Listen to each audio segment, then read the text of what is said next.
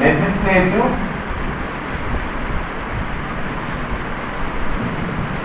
అసెంబ్లీగా పేర్కొంటూ దిశభా విధానాన్ని ఏర్పాటు చేసినారు. ఒకటి. రెండో అంశం ఏంటంటే ప్రభుత్వం యొక్క అధికారాలను కేంద్ర రాష్ట్రాల మధ్య విభజన చేస్తూ కేంద్ర ప్రభుత్వానికి 47 అంశాలపై అధికారాలు, రాష్ట్ర ప్రభుత్వాలకు 50 అంశాలపై అధికారాలు కల్పించడం జరిగింది. మొదటిసారిగా ప్రభుత్వ అధికారాలని 2 జాబితాలను చేసి కేంద్ర జాబితాలో ఎన్ని అంశాలు? 47 అంశాలు, రాష్ట్ర జాబితాలో 50 అంశాలు పొందుపరుచున్నారు. అదేవిధంగా రాష్ట్రాలలో ద్వంద్వ ప్రభుత్వాన్ని ఏర్పాటు చేస్తున్నారు. రాష్ట్రాలలో ద్వంద్వ ప్రభుత్వం అనగా ఈ ప్రభుత్వ పరిపాలనకు సంబంధించిన అధికారాలని 2 జాబితాలుగా విభజించినారు. ఒకటి రిజర్వ్డ్ జాబితా, రెండోది ట్రాన్స్ఫర్డ్ జాబితా. రిజర్వ్డ్ జాబితా మరియు ట్రాన్స్ఫర్డ్ జాబితానే 2 జాబితాలుగా విభజించడం జరిగింది. రిజర్వ్డ్ జాబితా అంటే ట్రాన్స్ఫర్డ్ నేను వివరిస్తాను. అలాగే 1909 చట్టం ద్వారా ముస్లింలకు సపరేట్గా రిజర్వేషన్స్ కల్పిస్తే ఈ చట్టం ద్వారా సిక్కులకు ప్రత్యేకమైన నియోజకవర్గాలని ఏర్పాటు చేస్తున్నారు. 1909 చట్టం ద్వారానేమో ముస్లింలకు కల్పించినారు, ఇక్కడనేమో సిక్కులకు ప్రత్యేక నియోజకవర్గాలని ఏర్పాటు చేయడం జరిగింది. అలాగే రాష్ట్రాలలో శాసనసభలను విస్తరించడం జరిగింది.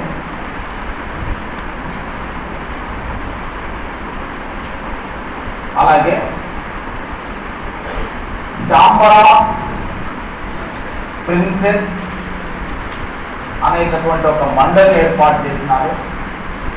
లండన్లో భారత హై కమిషనర్ అనేటటువంటి ఒక పదవిని ఏర్పాటు చేయడం జరిగింది. అలాగే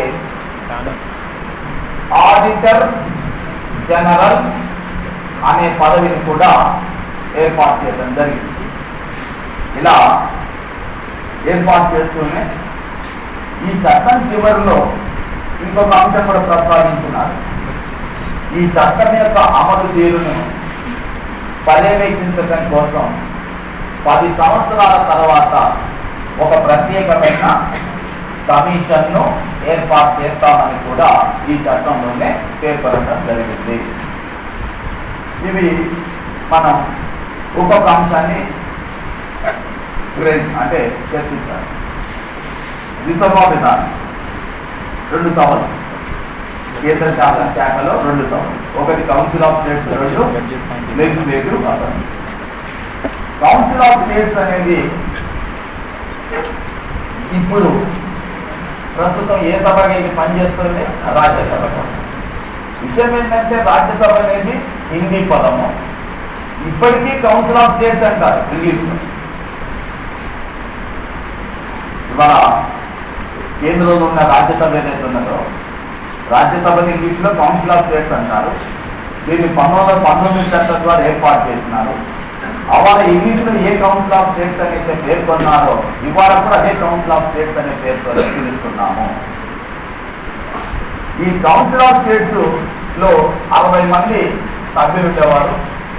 దీనికి ఫ్రెడరిక్ వైట్ అనేటటువంటి వాడిని అధ్యక్షుడిగా ఎంపిక చేయడం జరిగింది. ఫ్రెడరిక్ వైట్ అనేటటువంటి వాడిని.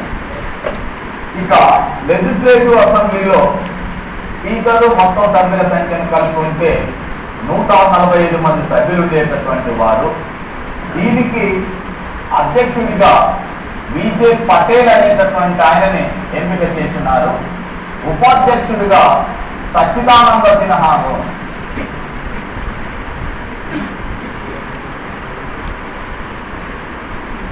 ఎంపిక చేయడం జరిగింది. దీనికి లెజిస్లేటివ్ అసెంబ్లీ. సో మన దేశంలో ప్రస్తుతం భారత పార్లమెంట్ ఏదైతే ఉన్నదో ఈ భారత పార్లమెంటులో ఉభయ సభలు, రాజ్యసభ లోక్సభలు ఏవైతే ఉభయ సభలు ఉన్నాయో ఈ ఉభయ సభల ఏర్పాటు, 2 సభల ఏర్పాటు అనే దానికి పునాదులు వేసినటువంటి చట్టం 1919 చట్టము. 1919 చట్టం ద్వారా వేసిన పునాదిని అనుసరించే ఆనాడు ఎగువ సభ అయినటువంటి లెజిస్లేటివ్ కౌన్సిల్ ఆఫ్ స్టేట్స్ గా పేరు పొందినటువంటి సభే ఈ రోజు కూడా అదే కొనసాగుతుంది. కాకుంటే హిందీలో రాజ్యసభ అనేటటువంటి పేరు పెట్టినాము తప్ప ఇప్పటికి కూడా కౌన్సిల్ ఆఫ్ స్టేట్స్ ఇంగ్లీష్ లో అదే పేరు పెడుతున్నాము. దిగువ సభ అయినటువంటి లెజిస్లేటివ్ అసెంబ్లీ కాలగతిలో హౌస్ ఆఫ్ పీపుల్ గాను, ఆ తర్వాత 1954లో లోక్సభ అనేటటువంటి నామకరణ చేయడం జరిగింది. సో భారత పార్లమెంట్ లో ఉన్న ఉభయ సభలు ద్విసభా విధానానికి పునాదులు వేసినటువంటి చట్టం 1919 చట్టము ఒకటి. రెండవది కేంద్ర రాష్ట్ర ప్రభుత్వాల మధ్యన అధికారాల విభజన. కేంద్ర రాష్ట్ర ప్రభుత్వాల మధ్యన అధికారాల విభజన అనేది ఒక సమాఖ్య లక్షణం. ఒక సమాఖ్య ప్రభుత్వంలో మాత్రమే కేంద్రానికి రాష్ట్రాలకు మధ్యన అధికారాల పంపిణీ చేస్తారు. ఏకకేంద్ర ప్రభుత్వంలో అధికారాలన్నీ కూడా ఒకే చోట కేంద్రీకరింపబడతాయి. ఏకకేంద్ర ప్రభుత్వంలో అధికారాలన్నీ ఒకే చోట కేంద్రీకరింపబడతాయి.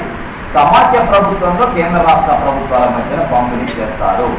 ఫస్ట్ టైం బ్రిటిష్ వారు ప్రభుత్వ అధికారాలని 2 జాబితాలను చేసి కేంద్ర జాబితా, రాష్ట్ర జాబితా అనేటటువంటి 2 జాబితాలను చేస్తూ 47 అంశాలపైన అధికారాలు కేంద్ర ప్రభుత్వానికి, 50 అంశాలపైన అధికారాలను రాష్ట్రాలకు కేటాయించడం ద్వారా మన దేశంలో సమాఖ్య అనేటటువంటి భావనకు పునాదులు వేసిన చట్టంగా పేర్కొనవచ్చును.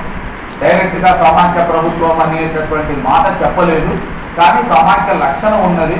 సమాఖ్య లక్షణం ఉందని ఎందుకు అంటున్నామంటే సమాఖ్య ప్రభుత్వం యొక్క ముఖ్య లక్షణం ఏంటంటే కేంద్ర రాష్ట్ర ప్రభుత్వాల మధ్యన అధికారాల పంపిణీ. మీరు ఇప్పుడు కూడా అంటే ప్రస్తుత భారత రాజ్యాంగంలో కూడా 7వ షెడ్యూల్ ప్రకారం కేంద్ర రాష్ట్ర ప్రభుత్వాల మధ్యన అధికారాల విభజన జరిపి జాబితాలు ఏర్పాటు చేసినాం. కేంద్రానికి 97 అంశాలపైన, రాష్ట్రాలకు 66 అంశాలపైన అధికారాలని కలిపి అంటే విభజిస్తూ కేంద్ర జాబితా, రాష్ట్ర జాబితా అని చెప్పి రాజ్యాంగ ప్రకారమే అధికారాలను విభజన చేస్తూ సమాఖ్య లక్షణాన్ని అనుసరించినాం. ఇప్పుడు కూడా గమత ఏంటంటే ఇప్పటికీ భారత రాజ్యాంగంలో ఎక్కడ కూడా సమాఖ్య అనే పదం లేదు. ఈవెన్ మన సమాఖ్య లక్షణాన్ని అనుసరించినప్పటికీ మన రాజ్యాంగంలో సమాఖ్య అనేటటువంటి పదం ఎక్కడ కూడా లేదు. సమాఖ్య అనే పదానికి బదులుగా భారత రాజ్యాంగ నిర్మాతలు యూనియన్ అనేటటువంటి పదాన్ని వాడినారు. కెనడాలో అమలులో ఉన్న యూనియన్ అనేటటువంటి పదాన్నే మనం సమాఖ్యకు బదులుగా వాడినాము. అంటే ఇప్పుడు భారతదేశంలో అనుసరిస్తున్న పద్ధతి ఏదైతే ఉంటుందో ఆ పద్ధతికి 1919 చట్టంలోనే పునాది వేసినారని చెప్పవచ్చును. ఎందుకంటే ప్రభుత్వం యొక్క అధికారాలని కేంద్ర రాష్ట్రాల మధ్యన విభజన చేసినారు. కేంద్ర రాష్ట్రాల మధ్యన విభజన చేసేటటువంటి పద్ధతిని సమాఖ్య లక్షణంగా పేర్కొంటాము. ఆ సమాఖ్యకు అవసరమైన పునాదిని ఈ చట్టం చేస్తుంది. రెండవది. ఇక మూడవ అంశం ఏంటంటే ద్వంద్వ ప్రభుత్వం. బ్రిటిష్ వారు ఇక్కడ ఒక ప్రత్యేకమైన ప్రయోగం చేస్తున్నారు. ప్రత్యేకమైన ప్రయోగం అని ఎందుకంటామంటే రాష్ట్ర ప్రభుత్వాలకు ఎన్ని అంశాలపైన అధికారాలు కల్పించినారు? 50 అంశాలు. ఈ 50 అంశాలను కూడా వాడు ఏం చేశారంటే 28 అంశాలని రిజర్వ్ జాబితాలో చేర్చి 22 అంశాలని ట్రాన్స్ఫర్డ్ జాబితాలో చేర్చినారు. 28 అంశాలేమో రిజర్వ్ జాబితాలో, 22 అంశాలు ట్రాన్స్ఫర్డ్ జాబితాలో చేర్చినారు. చేర్చి ఈ 28 అంశాల పైన కూడా ఎవరికి అధికారం కల్పించినాడు అంటే బ్రిటిష్ గవర్నర్ ఎవరైతే ఉంటారో, అంటే రాష్ట్రాలలో ఉండే గవర్నర్ ఎవరైతే ఉంటారో అతనికి అధికారాలు కల్పించినారు. బ్రిటిష్ గవర్నర్కు అధికారాలు కల్పించారు. కేంద్రంలోనైతేనో గవర్నర్ జనరల్ అంటాము, రాష్ట్రంలోనైతేనో మామూలు గవర్నర్ అంటాము. రాష్ట్రాలలో ఉండే గవర్నర్కు వాటిపైన అధికారాలు కల్పించినారు. ఈ ట్రాన్స్ఫర్డ్ జాబితా ఏదైతే ఉన్నదో ఈ అధికారాలని భారతీయ మంత్రులు ఎవరైతే ఉంటారో ఆ భారతీయ మంత్రులకు వీటిపైన అధికారాలు కల్పించడం జరిగింది. భారతీయ మంత్రులు అంటున్నాం. ఎవరి భారతీయ మంత్రులు? ఇది రాష్ట్రాలలో పరిస్థితి, కేంద్రంలో కాదు. రెండో ప్రభుత్వం ఎక్కడ ప్రవేశపెట్టినారో రాష్ట్రాలు. రెండో ప్రభుత్వం అనగా ప్రభుత్వ అధికారాలని రెండు జాబితాలు. ఏ జాబితా? రిజర్వ్ జాబితా, ట్రాన్స్ఫర్. రిజర్వ్ జాబితాలో ఎన్ని అంశాలు చేస్తున్నారు? 20. ట్రాన్స్ఫర్ జాబితాలో 20. రిజర్వ్ జాబితాపై ఎవరికి అధికారం కల్పిస్తున్నారు? Governor, British governor. ట్రాన్స్ఫర్ జాబితాపై ఎవరికి అధికారం కల్పిస్తున్నారు? భారతీయ మంత్రులు. ఈ భారతీయ మంత్రులు ఎవరంటే రాష్ట్రాలలో కూడా శాసనసభలు ఉన్నాయి కదా. ఈ శాసనసభలలో నుంచి రాష్ట్రాలలో మంత్రి మండలి ఏర్పాటు చేసినారు. ఈ రాష్ట్రాలలో ఉండేటటువంటి శాసనసభలో కూడా ఉండాలి. 1833 చార్టర్ చట్టం ఎక్కడ లెజిస్లేటివ్ కౌన్సిల్ ఏర్పాటు చేసింది? రాష్ట్రంలో.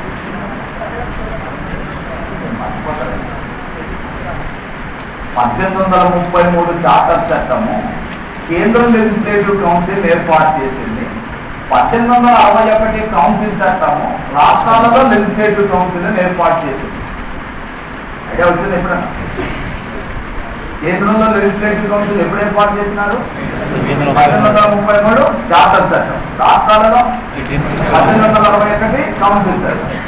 ఆ ఏర్పాటు చేసినప్పుడు 5, 7, 10 మంది ఇట్లా ఏర్పాటు చేసినారు. కాలగతిలో ఒక్కొక్క చట్టం ద్వారా మార్పులు చేస్తూ రావడంతో ఇప్పుడు మీకు కేంద్ర శాసనసభలో కూడా చూడండి, మింటో మార్లే సంస్కరణల ద్వారా 60 మంది పెంచినారు. కానీ మింటో మార్లే సంస్కరణ 1909లో వచ్చినాయి. దానికంటే ముందు వచ్చిన చట్టం 1892 కౌన్సిల్ చట్టం.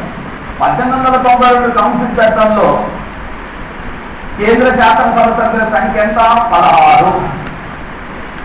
కానీ మింటో మార్లే సంస్కరణలు వచ్చేసరికి 60కి పెంచినారు. ఇప్పుడు 1919 మాండేట్ జెమ్స్ఫోర్డ్ సంస్కరణ చట్టానికి వచ్చేసరికి ఎగువ సభలో 60 మంది, దిగువ సభలో 145 మంది పెంచినారు.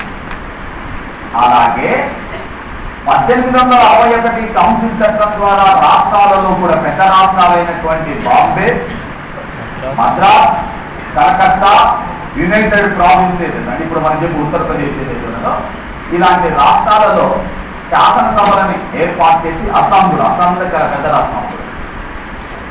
అస్సాం ఏదైతే ఉన్నదో ఈ రాష్ట్రాలలో శాసనసభలను ఏర్పాటు చేస్తున్నారు. వాటిలో ప్రారంభంలో 15 మంది, 20 మంది అంత సభ్యులు ఉండేవారు.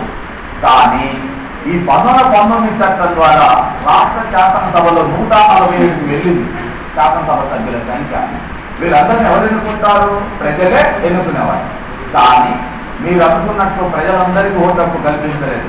కేవలం 2.6% మందికి మాత్రమే ఓటు హక్కు కల్పించినారు.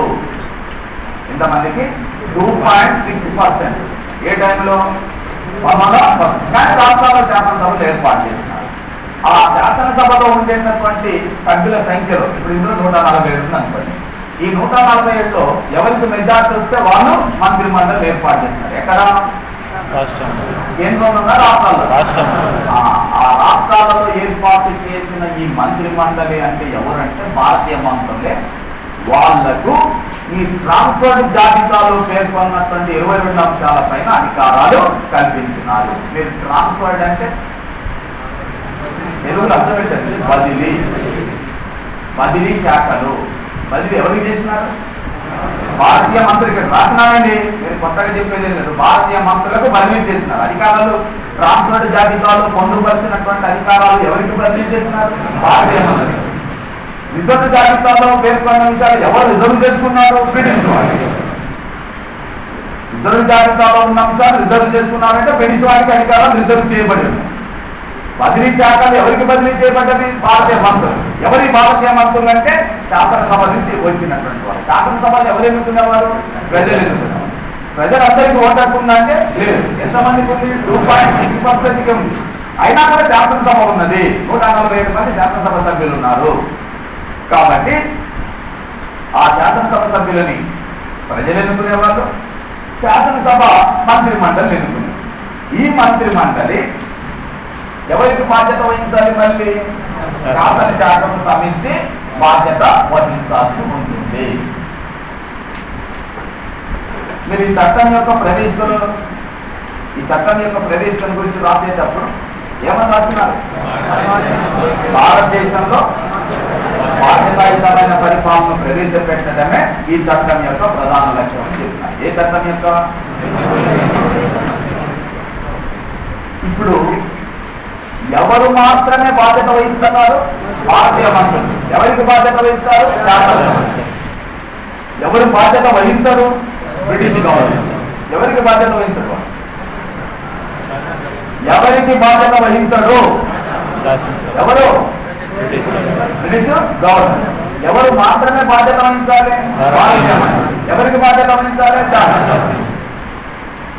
అయితే ఈ రిజర్వ్ జాబితాకు ట్రాన్స్ఫర్ జాబితాకు ఉన్న తేడా ఏంటంటే, రిజర్వ్ జాబితాలో చాలా ప్రాముఖ్యం ఉన్న శాఖలు, అధికారాలు ఉన్న శాఖలు, ఆదాయం ఉన్న శాఖలు, ప్రాధాన్యత ఉంటుంది, ఆదాయం ఉంటుంది, అధికారాలు ఉంటాయి, బాధ్యతలు మాత్రం ఉండవు. ఏ శాఖలకు? రిజర్వ్ శాఖ. దీనికి రివర్సు భారతీయ మంత్రులకే. వీళ్లకు ప్రాధాన్యం లేని శాఖలు, ఆదాయం లేని శాఖలు, అధికారాలు లేని శాఖలు, కానీ బాధ్యతలు ఉంటాయి. ఏ శాఖలు నిర్వహించే వారికి? ఎవరు వాళ్ళు? ఎవరికి బాధ్యత వహించాలి? శాసనసభకు బాధ్యత వహించాలి. ఇది ఒక వింతైన ప్రయోగం.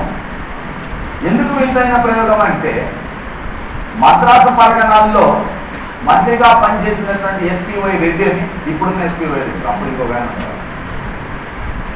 ఆయన ఏం చెప్పినాడంటే, నేను నీళ్లు లేని నీటిపారుదల శాఖ మంత్రి.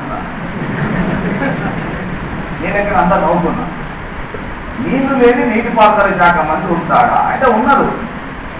బ్రిటిష్ వాడు ఏర్పాటు చేసినాడంట. ఎలా అంటే,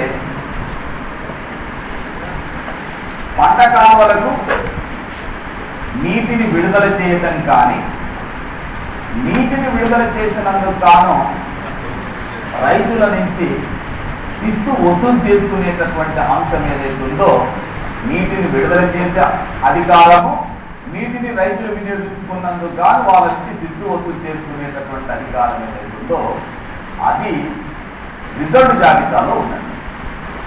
ఓకే. ఇకపోతే ఈ పంట కాలంలో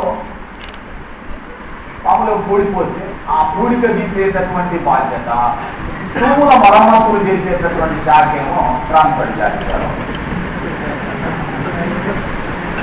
ఏమన్నానండి, నీటిపారుదల శాఖ మంత్రి, నేను భూముల మంత్రిని, లేకపోతే పూడిక తీసే మంత్రిని అని చెప్పాలంటే. కాబట్టి నేను నీళ్లు లేని నీటిపారుదల శాఖ మంత్రి అని. మధ్య పరగణాలలో మంత్రిగా పనిచేసిన వైసీ చింతామణి అనేటటువంటి ఆయన ఏమన్నారంటే, నేను అడవులు లేని అటవీ శాఖ మంత్రి. అడవులు లేకుండా అటవీ శాఖ మంత్రిగా ఉంటారంటే ఉన్నారు. ఎలా ఉన్నారు అని అంటే, అడవుల పైన ఎలాంటి విధాన ప్రకటన నిర్ణయం తీసుకునేటటువంటి అంశమైన రిజర్వ్ జాబితాలో ఉంటుంది. ఈ అడవులను నరకగా వచ్చేటంటే వాటిని అమ్మకం, కలప అమ్మకం ద్వారా వచ్చేటటువంటి వాటిని కొట్టివేయటం, ఆ కలపను అమ్మగా వచ్చేటటువంటి ఆదాయాన్ని తీసుకునేటటువంటి అంశమేమో రిజర్వ్ జాబితాలో ఉంది. అడవుల పెంపకమేమో ట్రాన్స్ఫర్ జాబితాలో. అందుకనే ఏమన్నాడు, అయ్యా దయచేసి నన్ను ఎప్పుడు అటవీ శాఖ మంత్రి అంటే, నన్ను మొక్కల మంత్రి అన్నాడు. ఎందుకు మొక్కల మంత్రి అంటే, అడవులను పెంచడం వరకే నా బాధ్యత, అది కంప్లీట్ అయిపోయిన తర్వాత వాటిని కొట్టేసి అమ్ముకునేటటువంటి బాధ్యత రిజర్వ్ జాబితా. ఇలాంటి ఒక భిన్నమైన ప్రయోగం చేసినాడు బ్రిటిష్ వాడు. అందుకోసమే టూప్లాండ్ అనేటటువంటి చరిత్రకారుడట, బ్రిటిష్ చరిత్రకారు, మనవాడేం కాదు. ఆయన ఒకరోజు కలకత్తా నగర వీధుల్లో నడుచుకుంటూ వెళ్తున్నాడు. నడుచుకుంటూ వెళ్తుంటే ఈ వాటర్ పట్టుకునే దగ్గర లేడీస్ అంతా కాస్త ఏదో సందర్భంగా సమస్య వచ్చినప్పుడు ఈ అమరకం పంచాయతీ పెట్టుకుంటుంది. ఏమని అంటే ఏదో సీరియస్గా దర్శనం అయింది జరిగినప్పుడు నువ్వు పెద్ద డయార్కీవ్ అంటే లేదు లేదు నువ్వే పెద్ద డయార్కీవ్ అన్న, నువ్వే డయార్కీవ్ అంటే లేదు లేదు నువ్వే పెద్ద డయార్కీవ్ అన్న. దొందపాలనని ఇంగ్లీష్లో డయార్కీ అంటారు. దొందపాలనని ఇంగ్లీష్లో డయార్కీ అంటారు. అంటే భారతదేశంలో బ్రిటిష్ వాడు ప్రవేశపెట్టినటువంటి ప్రభుత్వ పరిపాలన భారతదేశంలో ఆఖరికి ఒక తిట్టుగా మారింది అన్నాడు. మనం కూడా ఎవరైనా వచ్చినప్పుడు 2 మాటలు మాట్లాడుతుంది, లేదు లేదు నువ్వే 2 మాటలు మాట్లాడుతున్నావు అంటాం కదా. అదే ఇక్కడ చెప్పి నువ్వు డయార్కీవ్ అంటే లేదు లేదు నువ్వే పెద్ద డయార్కీవ్ అంటే 2 రకాలుగా మాట్లాడతావని చెప్పడానికి ఉపయోగించుకోవాలి. అంటే బ్రిటిష్ వాడు తీసుకొచ్చినటువంటి సంస్కరణ మన దేశంలో చివరికి ఒక తిట్టుగా మారిందని మనం చెప్పలేదు, బ్రిటిష్ చరిత్రకారుడే చెప్పినాడు. అంటే ఇక్కడ మీరు ఆలోచన చేయాల్సింది ఏంటంటే బ్రిటిష్ ప్రభుత్వం భారతదేశంలో బాధ్యతాయుతమైన పరిపాలన ప్రవేశపెడతానని చెప్పి చట్టంలో రాసుకున్నప్పటికీ ఆ బాధ్యతాయుతమైనటువంటి పరిపాలన ప్రవేశపెట్టడం అనేది అది ఒక పాక్షికంగా పాపుగా మారిందని చెప్పి చెప్పవచ్చును.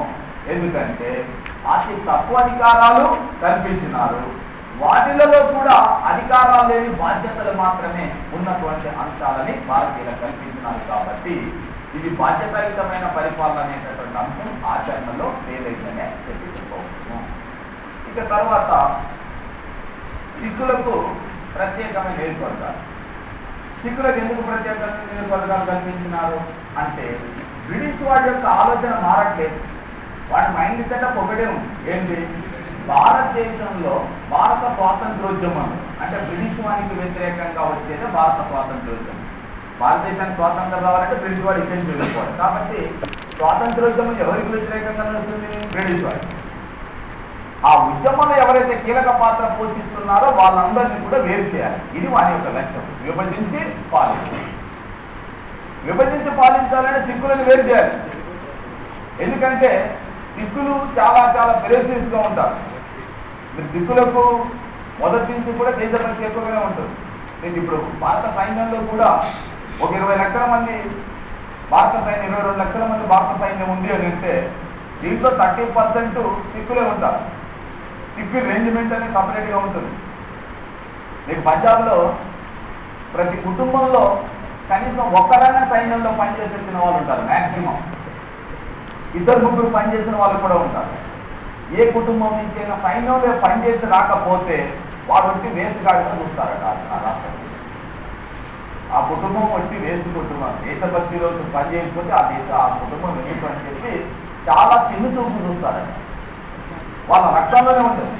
ఏదో చెప్తుంటారు ఎప్పుడు. భగత్ సింగ్ తన తండ్రితో కలిసి ఒక సందర్భంలో పొలం దగ్గరికి వెళ్తారు. పొలం దగ్గరికి వెళ్ళినప్పుడు అక్కడ ఈ గోధుమ మొక్కలు, వరి మొక్కలు నాటుకుంటారు. అవి నాట్లు వేస్తుంటారు. కానీ నడుతారు. ఎందుకు ఇవి నాటుకున్నారు? ఇది వరిని గోధుమ మొక్కలను నాటితే ఇవి పిలకలు పెట్టి చాలా పెరిగి పెద్దవై మనకి ఎక్కువ పంటను అందిస్తుంది. కొన్ని నాటితేనే వీటికి పిలకలు వచ్చాయంటే అట్లయితే మనం తుపాకులు నాటుదానేది ఎక్కువ తుపాకులు మనకి అప్పుడు మనం బ్రిటిష్ వానికి కాల్చి సంపోతుంది. అంటే భగత్ సింగ్ యొక్క చిన్నతనం వాళ్ళకు ఉండేటటువంటి ఆలోచన ఎలాంటిది అనేది ఎప్పుడని ఉదాహరణగా చెప్తుంటారు. తండ్రితో తుపాకులు నాటినట్టయితే ఎక్కువ తుపాకులు వస్తాయి, అప్పుడు మన బ్రిటిష్ వాడిని కాల్చి చంపొచ్చు కదా, వాళ్ళకి గట్టి పంపించవచ్చు కదా అని చెప్పి. అంటే వాళ్ళకి ఫస్ట్ నుంచి కూడా ఆలోచన. అయితే బ్రిటిష్ వాడి ఆలోచన ఏంది? భారతదేశంలో ముస్లింలని హిందువుల నుంచి వేరు చేసే ప్రయత్నం చేస్తున్నారు. ఈ చట్టం ద్వారా సిక్కులను కూడా వేరు చేసినట్లయితే భారత స్వాతంత్రోద్యమానికి ఒక మంచి దెబ్బ తగులుతుంది. మళ్ళీ స్వాతంత్రోద్యమం కొంతకాలం వెనకడుగు వేసుకుని సిక్కులు మొత్తం మనల్ని సమర్థిస్తారన్న ఆలోచనతోని సిక్కులకు ప్రత్యేక నియోజకవర్గాలని ఏర్పాటు చేయడం జరిగింది. అలాగే మనకు ఇక రాష్ట్రాలలో శాసనసభను విస్తరించిందనే మాట ఇంతకుముందే చెప్పినాం.